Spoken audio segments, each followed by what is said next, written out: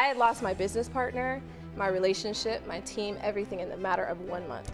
Whew, that was the hardest season of my life. She made her first million at 25 years old from selling courses? Yes. Huh? And he blessed me with a lot of the things that I wanted. Actually, everything that I wanted. Doni, let's talk about it. Don't fumble a blessing that walks into your life. Because you haven't done the healing. Look at that. Guys, she's in my head. It's crazy. We're here? Crazy. We here. No, we're here. First of all, let's just talk about reinventing yourself. Hey loves, welcome to The Empowered Era, brought to you by the Elizabethan Era. I'm your host, Elizabeth Osandu, and today I have the Doni Brown sitting down with me today. How are you doing? I'm doing amazing. Thank you so much for having me. I'm excited. I'm excited that you're excited. I want to give a quick little intro, but of course you could dress it up because I feel like you can intro yourself better than anybody. But just to give you guys a quick insight of who Doni is, she has been featured on the TodayShow.com. She has been featured on Daily Mail and Good Morning Texas. She made her first million at 25 years old from selling courses. Yes. Huh? Yeah. Let's let that sit.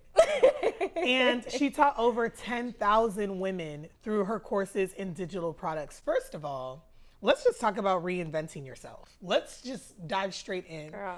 First question I have for you is, what was one of the biggest lessons that you learned while God was developing you and showing you the areas of your life that needed to be changed? Mm-hmm. So I think for me, there have been so many lessons, honestly. He's taken me through so much, so much development, especially over the last 2 years. Mm-hmm. And I think that a lot of people, they aim for that, but they don't really know what comes with that. Talk about it. Cheers to that. Cheers to that, okay? And I think from me wanting to accomplish so much, I was more so focused on the goal instead of developing into the person I needed to be in order to maintain those things. So through the last couple years or few years, God has done a lot to work on the things, like the holes in the foundation of my life, really. He revealed to me one day, he was like, the reason you keep hitting these walls, or why you do good for a minute and then something happens, or like you need to keep correcting things, is because you are not building your life on a solid foundation. And so I was like, ooh, that one stung. That's a deep one. Yeah, that stung. Yeah. But that was the biggest thing in my development, was seeing the holes in my foundation. He started to show me, you need to work on being a good steward over the things that I've given you. You need to work on, oh yeah. No, you are dropping just on this one, continue. This little segment right now, there's so many gems. Continue. Girl, because when he said it to me, I was like, oh. Yeah. I was like, okay, you might be right. You're in my business. Yeah, you're in my business, like. But quiet. You are in my business. And if you're not in my business is not flourishing. It's not flourishing. There's no reason for this. And that was the thing. He had to sit me down for a second, because I've always been a purpose-driven person, and I've always been like, okay, God, whatever you want me to do, I'll do it. And so when he asked me to teach, that wasn't a thing I ever wanted to do. I never said I want to teach women or anything, but he had asked me to. And so I was like, okay, God, I'm gonna trust you, and you're gonna have to guide me through this. And it worked, and I did very well. And he blessed me with a lot of the things that I wanted, actually everything that I wanted. Come on. But I wasn't the person I needed to be to maintain those blessings. And so he had to pull me back again. So that you can. Yeah, so that I could become that. And so one of the biggest lessons was stewardship. Yes. That has to be a huge theme in your life in order for you to be used by God effectively. Because if not, you're going to mess up your blessings. You are. No, and the thing is, a lot of people have this perspective, just because God is a God that gives so much grace, that it's like, well, no sin is greater or lesser than the other. So because I know he's going to forgive me and he already forgave me, I'm almost taking advantage of his grace. Oh, yeah. And by that means that his will is still going to occur whether I want to go do whatever I want. And it's like, play with somebody else, don't play with God. Yeah. Because he's going to make sure that you understand the blessings that you have and how you obtained it. I like that you mentioned essentially making sure that you are prepared to receive it. A lot of people pray for the things or the opportunities or the people to be in their life, or for them to graduate from a certain phase of life and into the next. but they don't pray for God to develop them to be ready to handle what comes with it. Exactly. Because if you can't prepare yourself for what comes with it, baby, don't even ask for it. Don't ask for That's it. like, it's just, yeah. Yeah, God's looking at you like, I know that this is what your portion is, and I know that this is what you want, but if I give it to you too soon, I don't want you to fumble it. Because now I got to teach you a lesson so that you will really value it. Exactly. Firm and foundations. honestly, I love what you said, because that's something I always remind people. Because even right now, there's a lot of scandals going on in the media, and people are very like, they're not sure how to feel about it. But I say, regardless of whether, someone messes up their, because God uses anybody. He will use a donkey. He okay? makes sure that the blessings that these people are receiving has nothing to do with the type of perfection that they've had or they grew up in the church. It's like he will use someone that committed a whole felony. Like he will use anybody. And so as long as you're willing to be used, he will use you. But then if you take it too far and you don't know how to straighten up, you don't know how to be a good steward, you don't know how to correct some of the things, he's gonna have to pull you back. So question, you had mentioned earlier stewardship. Yeah. What does stewardship look like to you? Girl, I think a lot of people, when they think of it, because in the Bible, it's referenced a lot, as far as like stewarding over the land and the blessings, like the physical blessings that you have. Yeah. But I think also when it comes to our gifts, we have to be good stewards over our gifts. We have to be good stewards over our money, over the way that we handle the people that are in our lives, because people are a blessing. Don't fumble a blessing that walks into your life. Because you haven't done the healing. Exactly. Continue. Yeah. And so when you are gifted and God has given you a gift, your purpose is connected to that, but also your purpose unlocks things for other people.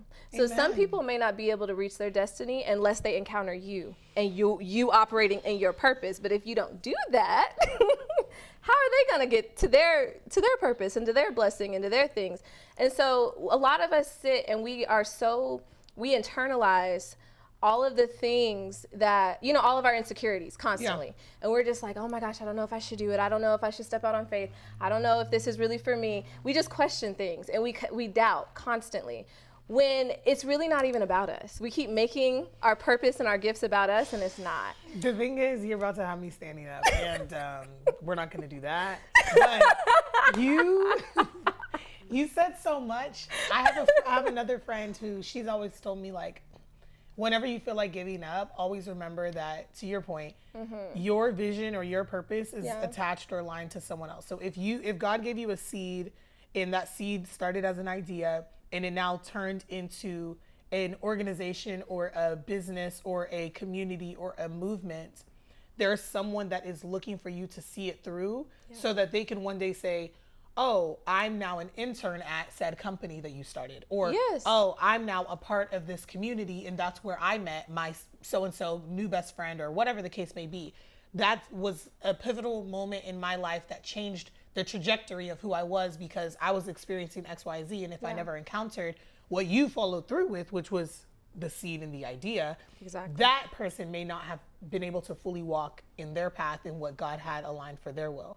Absolutely. But I think even just to make it even more plain, because, and not to say plain, because I don't want to downplay anyone's gift, but I mean, a lot of people think like if they're not building a community or they're not speaking into people every day and stuff like that, that their purpose doesn't hold the same weight, or that they're not making impact. Yeah. But it does, even with all of this, it's like, you have people helping and people contributing. Yes. And so what they're doing, someone might be inspired and see this and be like, you know what? I want to get into editing. I want to get into video production. I want to get into podcast production. I want to get into, you know what I mean? Or be like, I want a podcast. But you doing what you're doing is going to ignite something in them. And it's going to be the catalyst for them being like, okay, let me go on. If Elizabeth can do it, if so-and-so can do it, I can do it too. Doni. Yeah. Doni, okay, so what's crazy? Let's actually just run this back, guys. I want you guys that are watching and listening in to understand the type of person that Doni is. Doni is the type of person that God put this on my heart, and I was like, okay, bet I'm going to shoot out my messages, and I'm going to do my outreach, and I'm going to literally get crafty because I tend to stress myself and work under pressure. And I'm going to do my outreach to who God is telling me to do the outreach to. I reached out at like 5 a.m. She responded by 9 a.m. In that same day, you dropped an episode on your podcast. And you began the podcast with, if you're looking to start 2024 by starting a podcast, these are things you need to know. These are things you should do. And I was like, the flow of this is crazy because we're literally discussing all of that. So with that, I want to know, what is your vision for Wealthy Woman in 2024? Ooh, girl.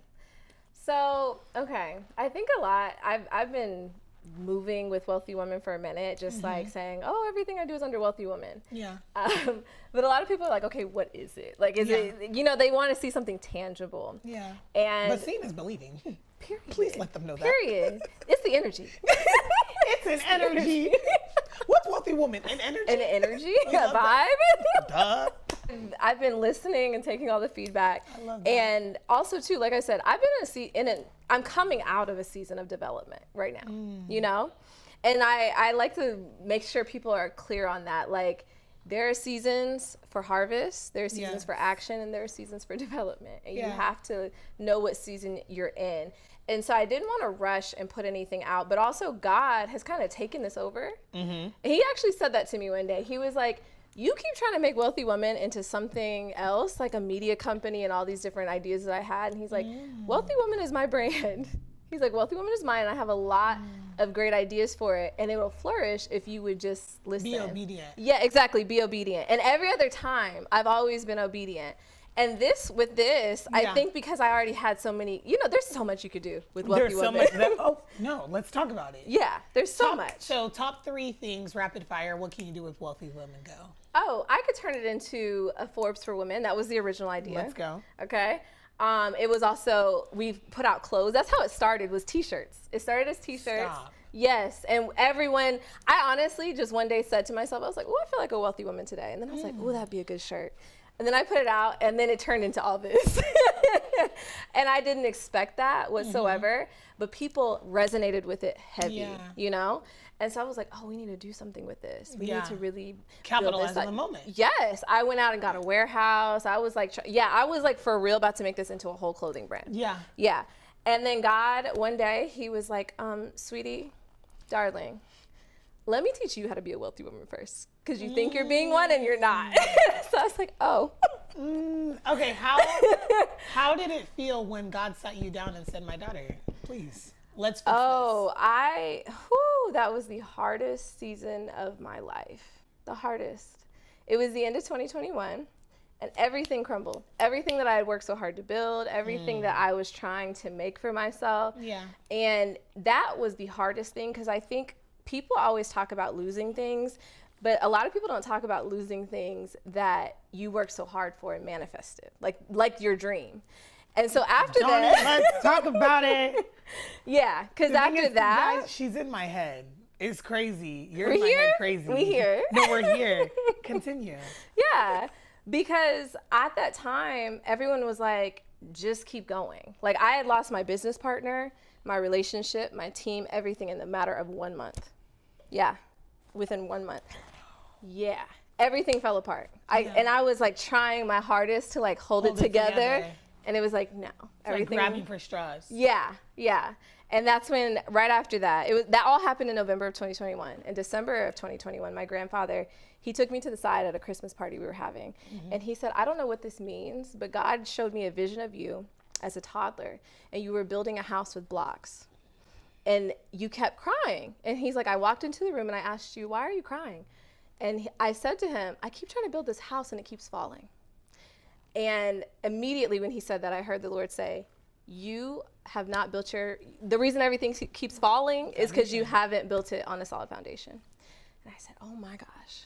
And so over the next year, or actually 2 years, God started to pour into me on what it means to build your life on a solid foundation and what women need to know in order to be wealthy women. And so then that's when I began writing a book. And I really went in on the podcast. Yes. And I was like, let me really dive in on this. Let me really be intentional about doing this show. And so that's when the podcast started.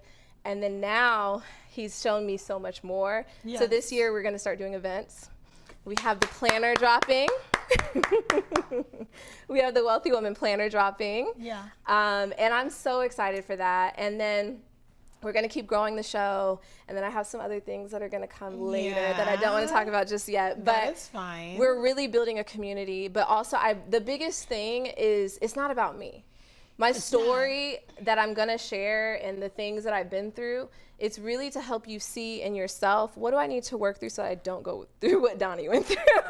I wouldn't wish it on anyone. You can learn from other people's mistakes. Exactly. Instead of being like hard-headed enough to want to experience it yourself, like learn from someone else who's telling you, hey, I went left and going left wasn't working. So how about you just go right? Just go right. Just go right. Yeah. Don't keep turning left until you end up right. Exactly. And that's the thing. For a long time, I think I was hard on myself and I blamed myself. Mm-hmm. And I was, because everyone did. When everything happened, everyone was pointing the finger at Doni. And they were like, it's your fault. The reason the business, what happened at that time was basically, long story short, our ad account got shut down. And that was the way we drove. Yes, and that was the way we drove sales, and we could not get it back up for like 3 months. Yeah. And most businesses, especially during that time, like COVID time, you can't, after that, it's like, okay, layoffs, what's going on, And so that was just really unexpected. And what year we didn't plan for that. That was in 2021. Okay. And so I was like, dang. We ran out of money and the ads, the ad account is not back up. We can't do this. We can't keep going. And that was just really rough. And I blamed myself for a long time. But I realized, one, I didn't know what I didn't know. Yeah. So I'm not going to, sit here and blame myself forever. But outside of that, I think the biggest thing is I needed to understand that making a bunch of money is great, and a lot of us, that's our goal, is make a bunch of money.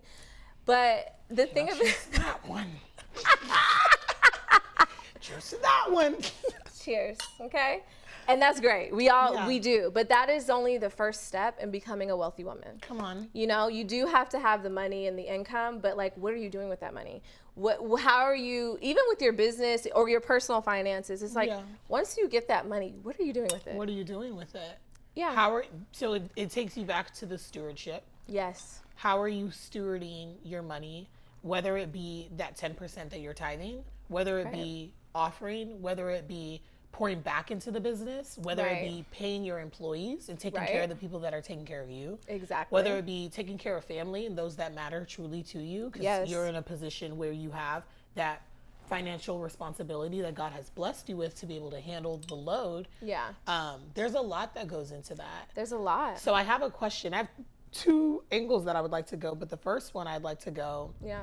We talked about you making your first meal. Yes. At 25? At 25. How did you feel? Did you anticipate it, or was it a shock?